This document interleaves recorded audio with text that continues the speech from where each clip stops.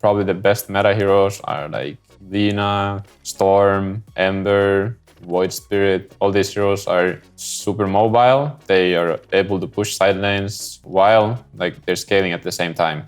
So this lane, obviously important that you get a good block. Getting it on your hill is a like huge advantage. You get the tower protection, 3 armor, 1 regen. It's so much easier to last it, and you have the high ground advantage.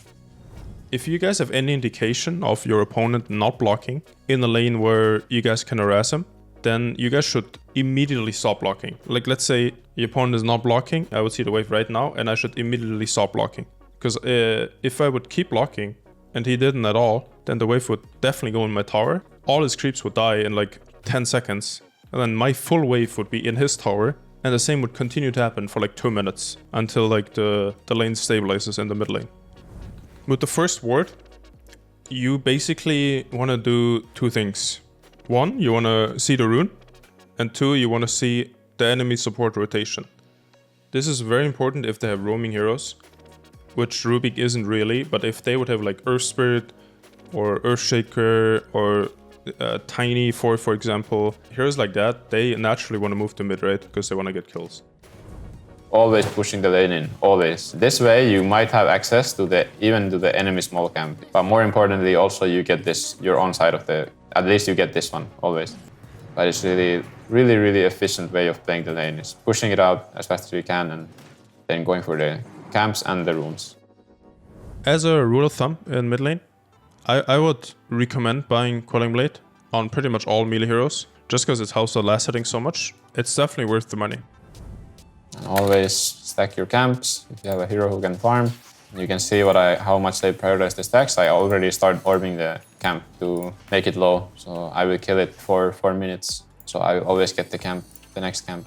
So you should always orb the creeps instead of like using it here, so you can secure the range creep and be efficient. Stacking the small camp with spells. You can do this on heroes like pretty much any mid lane hero that has like a long range nuke. And what you guys do is you go near the small camp at around 55, 56, and you just nuke the camp, and it should almost always stack. 9 out of 10 times this stacks, and you pretty much have a like free commitment stack. I pretty much never like left the lane ever. I got all the farm and XP while stacking. This is very efficient when you play mid lane. Should always try to do this. When you guys use the water or bottle charges, make sure to backpack any sort of stats items that you guys have to get that extra little boost of regen. In this instance, it's the rope and the null. I know this is very easy not to do, and it's very easy to be lazy about, but it's just a small thing that makes like a little bit of a difference, but that you guys should definitely try to start using. The importance of the power runes. You get a DD bottle, which is a huge deal. You should always try to use these power runes. When you get DD, for example, always look at Roche or taking the fight. Here, I'm starting to run out of resources, which is kind of what happens in mid lane nowadays. People just rely on the bottle refills and all that. And this time they had stolen our rune, so I have a very good support who is right away refilling my bottle, so my farm speed is not slowing down. This bottle refill might have been like worth like 300 gold even. Ideally, whenever a catapult spawns, you want to be pushing in the wave. Ideally, you always want the catapult to hit the enemy tower as soon as it like enters the wave, pretty much. So you want to be like, as soon as the waves meet, just push in the wave with spells. You want to make sure that you at least get like a couple of 100 damage on the tower. To me, at this point of the game, this is the biggest objective. Like, this is the most important thing in the game right now. Like, if they steal the stacks from us, it hurts us a lot. And it's something you should always look at. If your team has stacks and they're threatening them, always help them, take them if they need help.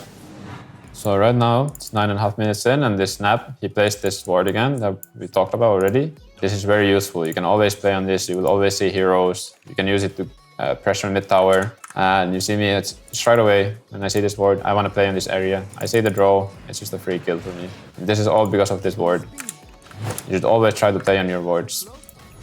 How I choose my targets is usually I go for the weakest heroes, the ones who are the squishiest. Then I always just keep my eyes on the low targets, never going for these guys, just going for the guys who are low.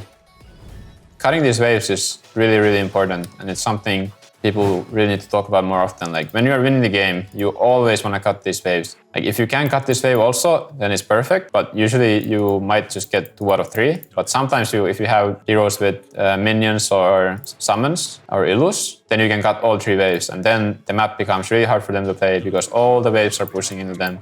And then the map gets really small. And that's a really good way of closing games. The most important thing in Dota is the resources and how do you apply pressure on the map so you have more resources than the enemy team. Like that's how you get ahead in Dota. Right now, the way to do that, I would say, is pushing the side lanes, getting some information, and then that way you will start having more information. They start showing on the lanes. Then you have more freedom to take a more aggressive farm, more aggressive position, and then that's also the way you get openings to like get pickups. And that way you might get objectives like Tower or Roche, which can like further like get you more leads on the map. Being good at creating openings is like a really good thing to have if you want to be like a really strong player, because this way you kind of get the enemies out of their comfort zone and you start making these things happen in the map that they don't probably want to happen. And then that way you get openings to maybe get a fight that favors you. Maybe you get a fight in your vision instead of theirs. Maybe you get a 4v5 fight because you did something on the other side of the lane on the map and they had to react to it. So this is like something you should always be thinking about, how to create openings that favor you.